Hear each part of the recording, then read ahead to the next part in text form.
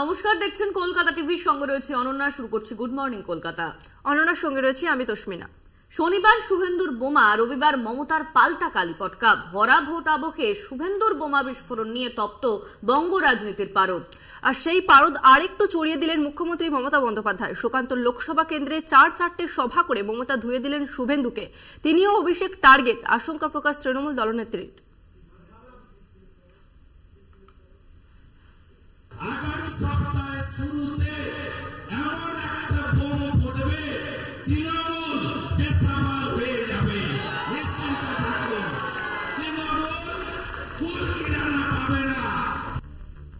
শনিবার ঠিক এই ভাষাতেই হুমকি দিয়েছিলেন শুভেন্দু। রবিবার পাল্টা চালিয়ে খেললেন মমতা। দক্ষিণ দিনাজপুরে কুমারগঞ্জের জনসভা থেকে শুভেন্দুর হুঁশিয়ারিকে পাল্টা চ্যালেঞ্জ মমতার। বোমার জবাব কালীপটকায় তাকে ও অভিষেককে টার্গেট করা হচ্ছে। ঠিক এই ভাষাতেই প্রাণহানির আশঙ্কা প্রকাশ মমতার।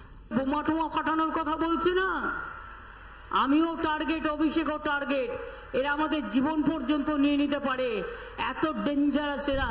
তাই মনে রাখবেন, নিজেদের নিরাপত্তা নিয়ে আমরা কখনো ভাবি না, আমরা মানুষের নিরাপত্তা নিয়ে ভাবি। এইসব চালাকি, নানা রকম চক্রান্ত যেমন পুলমায় করেছিল। বালুরঘাটের সভা থেকেও শুভেন্দুকে আক্রমণ মমতার। সবচেয়ে বড় মাফিয়া, সবচেয়ে বড় গদ্দার। মাঝে মাঝেই উনি সিবিআই কে দিয়ে অ্যারেস্ট করান, এনআইএ কে দিয়ে অ্যারেস্ট করান। গভর্নমেন্টটা যেন উনি চালান, সেন্ট্রাল গভর্নমেন্টটা। রানাঘাটের জনসভা থেকে শুভেন্দুকে আক্রমণ শানিয়েছেন অভিষেক বন্দ্যোপাধ্যায়। আমি আপনাকে বলছি, 5 বছর আপনাদের সাথে গদ্দারি বেইমানি করেছে এই ভারতীয় জনতা পার্টি। যে ভাষায় এরা বোঝে সেই ভাষায় জবাব দিতে হবে। রবিবার দিনভর রাজ্য জুড়ে হাই ভোল্টেজ প্রচারে কেউ কাউকে 1 ইঞ্চিও জমি ছাড়তে নারাজ। রবিবারও নিজের বোমা মন্তব্যে অনড় শুভেন্দু অধিকারী। আরও এক ধাপ এগিয়ে ডিসেম্বরের মধ্যে পিসি ভাইপোকে ডকে তুলে দেওয়ার হুঁশিয়ারি বিরোধী দলনেতার। ডিসেম্বর মাসে ততদিন তো পিসি ভাইপো একবারে ডকে আমরা তুলে দেব, থাকবেই না। এই ভোটের পরেই থাকবে না।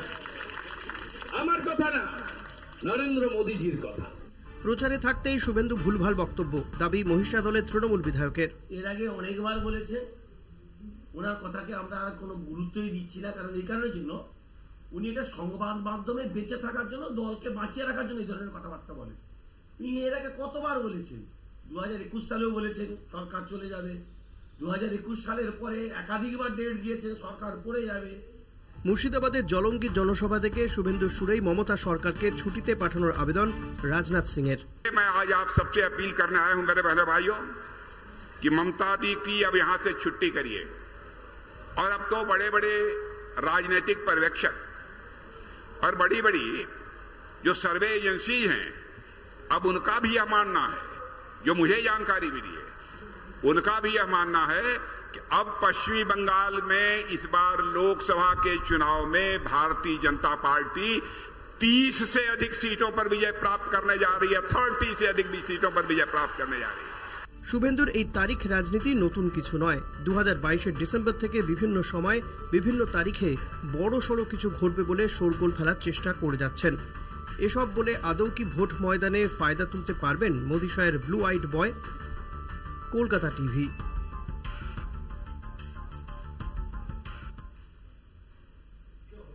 বিজেপি রাজ্য সভাপতির কেন্দ্রেই দুদিনে 4 সভা মুখ্যমন্ত্রীর। আগাগোড়া অ্যাটাকিং মুডে তৃণমূল নেত্রী। নাম না করে শুভেন্দু সুকান্তকে আক্রমণ করার পাশাপাশি বিজেপিকে আপাদমস্তক তুলোধনা করলেন মমতা বন্দ্যোপাধ্যায়।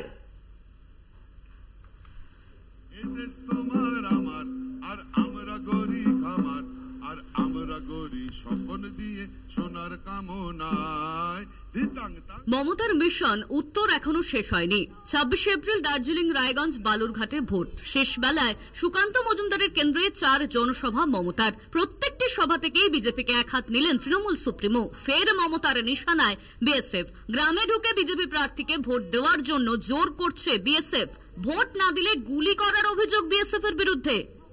তারা বিজেপিকে ভোট দেওয়ার জন্য চাপ সৃষ্টি করতে থাকে।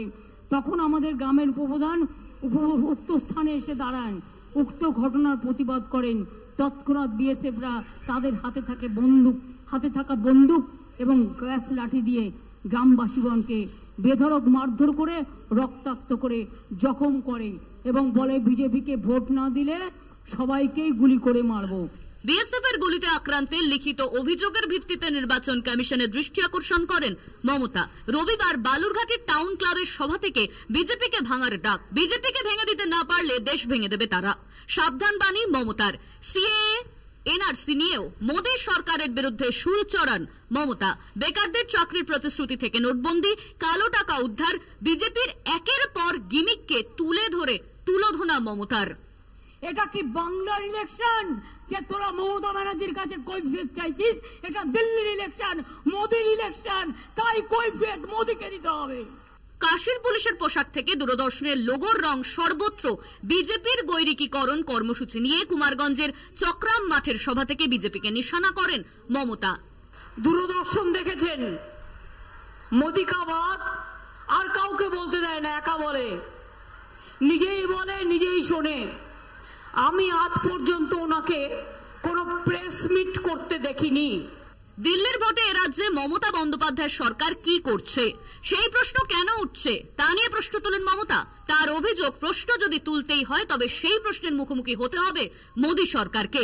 নিত্য প্রয়োজনীয় জিনিস থেকে ওষুধের দাম, রান্নার গ্যাসের দাম, এমনকি চালু হওয়ার প্রতিশ্রুতি সত্ত্বেও বালুরঘাট বিমানবন্দর চালু না হওয়া, সব ইস্যুতে মোদী সরকারের বিরুদ্ধে সুর চড়ান তৃণমূল সুপ্রিমো। কুমারগঞ্জ থেকে পীযূষ সরকার ও বালুরঘাট থেকে সুমন ভৌমিকের রিপোর্ট, কলকাতা টিভি।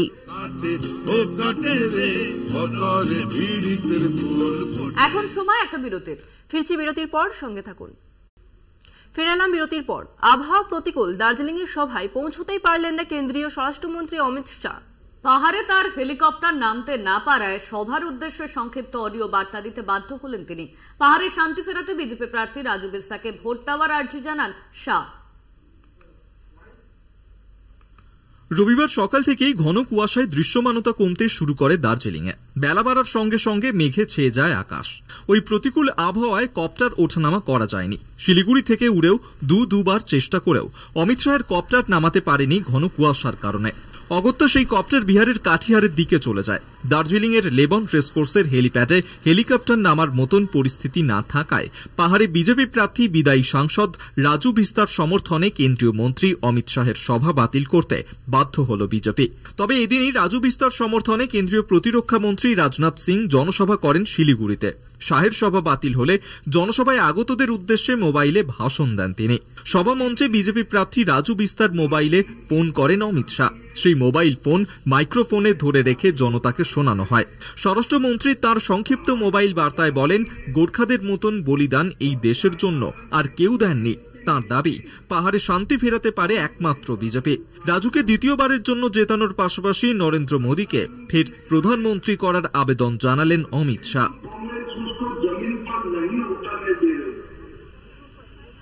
भाइयों और बहनों, मैं आपको आश्वस्त करता हूं कि कम्युनिस्ट और तृणमूल दोनों ने इस पहाड़ को रक्त रंजीत किया था। অমিত শাহের সংক্ষিপ্ত বার্তার পরে বিজেপির সভায় স্থানীয় নেতৃত্বের পাশাপাশি প্রার্থী রাজু ও প্রধানমন্ত্রী মোদীর হাত শক্ত করার আর্জি জানান। 2026 के चुनाव से पहले 110% होगा और स्थायी समाधान के लिए मैं फिर कहना चाहता हूं, स्थायी समाधान ना हो इसके लिए टीएमसी पूरा प्रयास करेगी, बीजेपीएम पूरा प्रयास करेगा, क्योंकि उनका जीटीए खत्म हो जाएगा। मैं जनता से कहना चाहता हूं, मैं चुनाव लड़ी इसी रहा हूं कि इस क्षेत्र में रहने वाली जनता को मिले और मेरा और कोई तीसरा काम नहीं है। এদিন শিলিগুড়িতে রাজুর সমর্থনে জনসভা করেন মন্ত্রী রাজনাথ সিং। তার আগে মুর্শিদাবাদের জলঙ্গি ও মালদায় সভা করেন তিনি। কিন্তু তিনটি জনসভাতেই সন্দেশখালী কাণ্ড নিয়ে রাজ্যের শাসক তৃণমূলকে আক্রমণ করলেন রাজনাথ। और पश्चिमी बंगाल जैसी धरती पर संदेश खाली जैसी घटनाएं होती हैं और यहां के मुख्यमंत्री महिला के रहते हुए इस प्रकार की घटनाएं घटित होती हैं। मैं आपको यकीन दिलाना चाहता हूं मेरे बहनों भाइयों, इस बार भारतीय जनता पार्टी का झंडा पश्चिमी बंगाल में फहरा दीजिए। हम ये देखते हैं किसने मां का दूध पिया है जो संदेश खाली जैसी घटना करने की जरूरत कर सकता है। এদিন উত্তরবঙ্গের তিনটি সভাতেই সন্দেশখালীর নারী নিগ্রহের ইস্যু তুলে তৃণমূলকে বিঁধলেন বিজেপির প্রাক্তন সভাপতি রাজনাথ।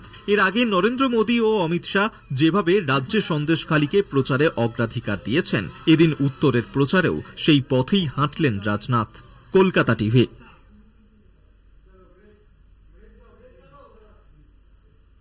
এখন সময় আরো একটা বিরতির। ফিরছি বিরতির পর, সঙ্গে থাকুন।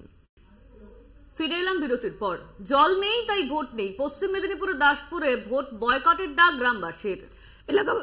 এলাকাবাসীর অভিযোগের সত্যতা স্বীকার করে যত দ্রুত সম্ভব জলের ব্যবস্থা করে দেওয়ার দাবি পঞ্চায়েতের। এবার আর নেতাদের প্রতিশ্রুতিতে মন গলছে না এলাকাবাসীর।